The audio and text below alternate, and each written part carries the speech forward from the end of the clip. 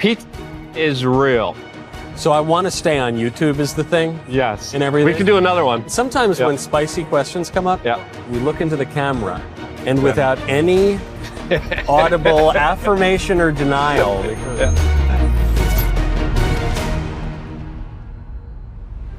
I am joined now by a man for whom I have opened a separate pack. I have opened the Yes or No Conspiracy Expansion Pack. Luke, thank you for coming on the show. Thanks for having me. Appreciate it. So, you know the rules? Maybe, sort of. Sort of. Yeah. I'll play along. Okay.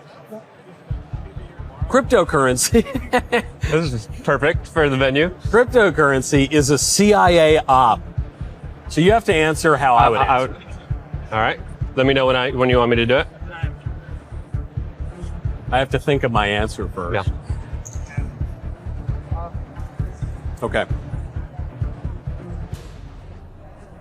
No, wait. You do No, think I it's a actually CIA. didn't mean, no, I You meant think to it's a say, CIA. I meant to say no. You actually guessed right. No, Yeah. it's not. It's Yeah. not. It is something that libertarians are ideologically enamored by. It is something that, in the case of some of those ridiculous coins, scam artists are making money on. But in the case of Bitcoin and some of the more relatively stable ones, it is an actual alternative vision of money. Yeah. Right? I think so. Very interestingly, when Bitcoin was still in its infancies, we were actually talking about it with Max Kaiser many, many years ago. And that was actually one of my first questions to him, because he was like, we have this new currency. It's digital. It's going to be global. It's going to surpass the U.S. petrodollar. It's going to be and I'm like, is this the CIA one world government currency that they're signing us into? And very curiously, I asked Max Kaiser that question because that's what a lot of people were thinking about as well. But if you look at the early infancies of Bitcoin specifically, you do see a lot of old Tea Party, Ron Paul people. You see a lot of libertarians. You see a lot of anarchists, a lot of free staters that have really been helped tremendously with this technology.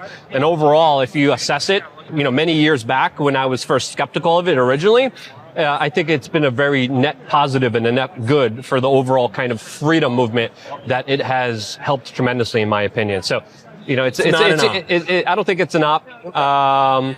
Who knows? I could be wrong many years down the line when we have, a thought police and literally microchips inside of us that punish us for thoughts that we have, and then we're forced to use Bitcoin and their transactions that trace and database everything. Then when I'm wrong, I'll admit it. But as of right now, it's more of a disruptor than kind of a centralized kind of thing. I think that's very big of you to say that when we have brain chips and the gulags, you'll admit you could have. Exactly. Okay. Now you pull a card and All right. you have to answer yes or no. Got it. Light bulb companies intentionally made them go bad. Was the person who wrote that card literate? So I actually know about this, and I already know my answer.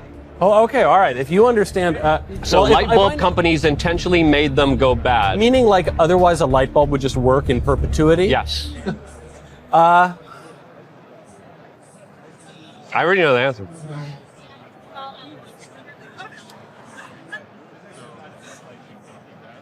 No. Wrong. Okay, Yes. hold on.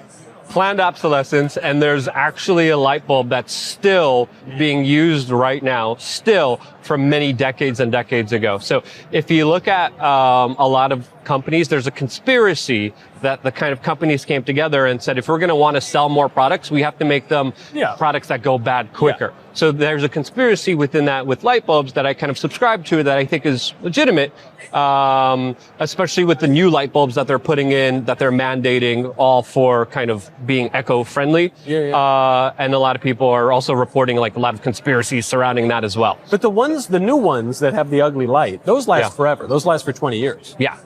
So but before that, they used to die out like every 6 months to a year. And sometimes. I still, because I'm a good right winger, I still insist on using incandescent bulbs that burn out if you can get, they're hard to get now, and they burn out every 3 weeks or whatever. Yeah, I prefer those over the ugly blue ones. But as blue light is also associated with a lot of negative like health factors. But so you're saying that for the good incandescent bulbs that we like, they are designed to bust. They don't necessarily have to go out every month or two.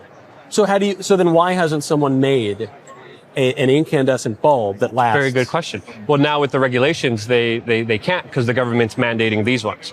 So you would think a company would kind of come in there, and that's a good kind of plausible kind of explanation to it that would probably maybe even disprove this theory. Yeah. But I particularly subscribe to it based off research I did when I was like 16 years old on the internet. There's so much more to say. First, though, go to hallow.com/Knowles. The Hallow app offers an incredible range of guided meditations and prayers that help you deepen your spirituality and strengthen your connection to God. With Hallow, you can embark on a journey of exploration, diving into different themes and types of prayer and meditation. For the third year in a row, Hallow is having their wildly popular Saints in 7 Days prayer challenge, where over the course of 4 weeks, you will journey through the life of an incredible saint, learning more about that saint's faith, story, and ultimate surrender to the will of God in their life. Saints in 7 Days goes deep into the lesser-known parts of a saint's life to show that while his or her journey to sainthood was filled with God's grace and glory, these people also had human struggles, great suffering, mistakes, and a profound need for God's mercy. Download the app for free and join the challenge at hallow.com/Knowles, Knowles, hallow.com/Knowles for an exclusive 3-month free trial of all 10,000 plus prayers and meditations. That is hallow.com/Knowles. Greek gods are fallen angels or Nephilim. Huh. So I have to give my answer, Yes. Do you believe they're Nephilim? or fallen or demons. Yeah. I'm going to say no. The answer is yes, but I agree with you, actually. do you? Okay, Yeah. So they are pagan deities. Pagan gods are demons. Yep.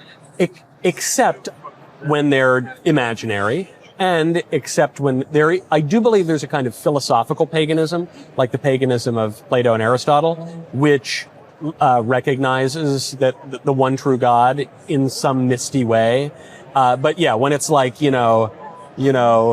Vrapra Papa Lapa Lapa Thustra, was sleeping with his sister-in-law, whatever, that's all demons. Yeah. It's an interesting question because there's a spiritual aspect and a religious aspect to this, but there's also kind of a logical historical answer. I was kind of thinking you would go towards more of the logical historical context of it. As of course, there's a lot of stories, there's a lot of myths, but for me, I'm more kind of in tune with the spiritual aspects as well. So that's why I would kind of agree with you that there are larger kind of entities, demons out there.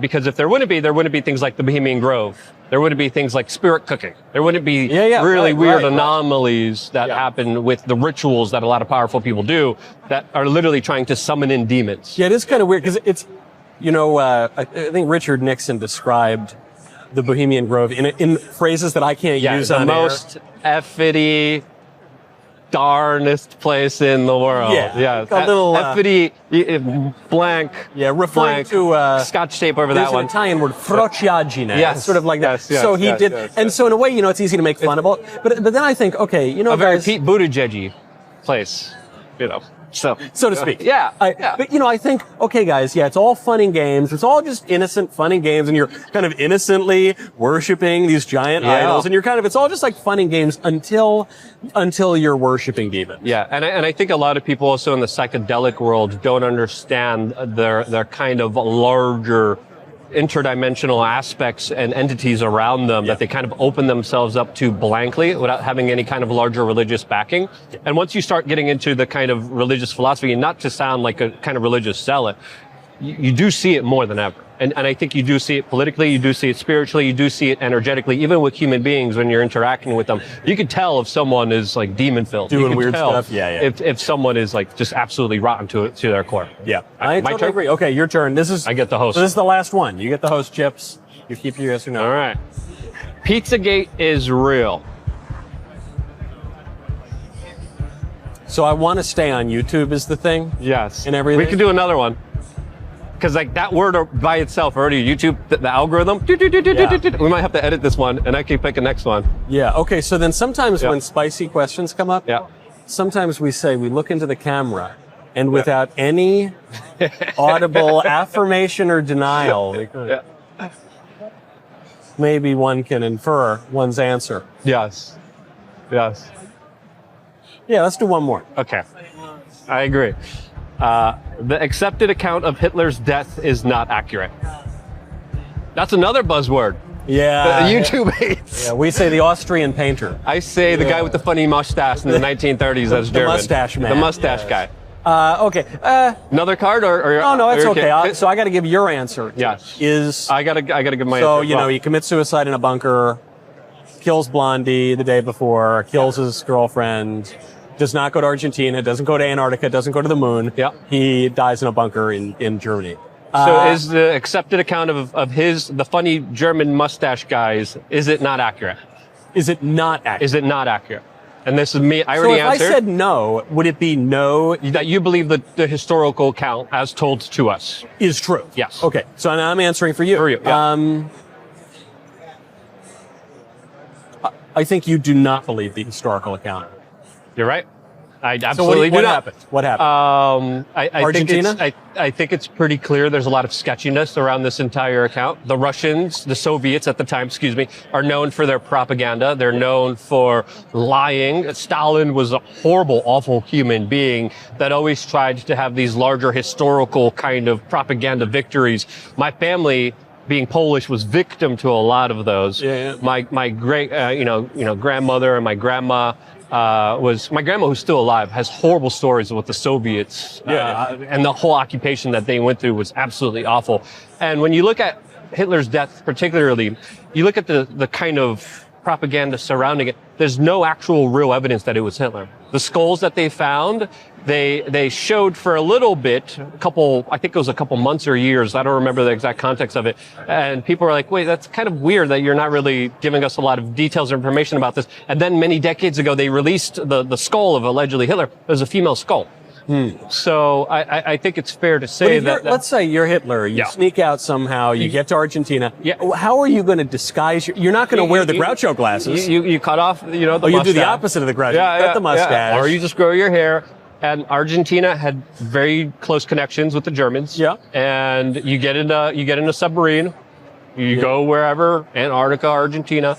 And there was Mossad agents that hunted down like prominent Nazis. Yeah, they got a lot. They got a lot of them. But if you're someone with the full backing of a country, all right, and people who love you, you have many different ways of hiding. You have a lot of resources. You have a lot of money, and I think it's absolutely probable. If not, maybe he was taken prisoner or used, just like Operation Paperclip here in America. The Soviets had a similar program where they took their, Nazi kind of scientists and doctors and officers and used them for their own military purposes. And painters, potentially. Yeah. That would explain why Soviet art was always a little weak. He was like the Hunter Biden-esque kind of painter of that society. So I absolutely don't believe that to be true. Okay. That gives me a lot to think about. Luke. Fascinating. Thank you for coming on. Thanks for having me. Appreciate it. If you've not already, you must go to dailywire.com/shop. You must get the yes or no game so you can play yourself.